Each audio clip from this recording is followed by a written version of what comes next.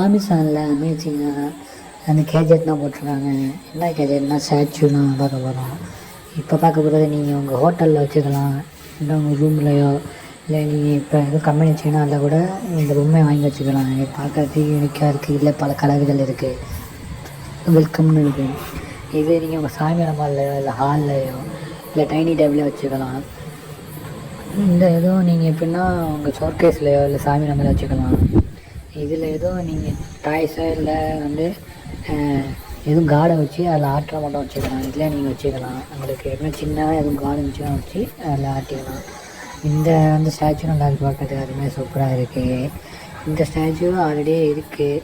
நீங்கள் இதில் அப்படியே வச்சு அப்படியே ஆட்டிக்கலாம் அந்த கார்டை. இது சூப்பராக இருக்குது, அருமையாக இருக்குது. நீங்கள் இது உங்கள் கார்லையா இல்லை டிவிக்கு இதை வச்சுக்கலாம்.